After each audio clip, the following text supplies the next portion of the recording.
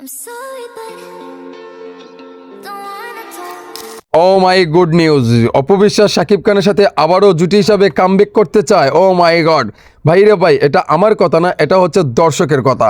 অপবিশ্বাস কিছুক্ষণ আগে ওনার ভেরিফাই ফেসবুকে কিছু ছবি আপলোড করার পরেই কমেন্টে গিয়ে দেখলাম এই লুক নিয়ে অনেক প্রশংসা করছে ভক্তরা, অপবিশ্বাসকে নিয়ে অনেক কিছু বলছে অসাধারণ।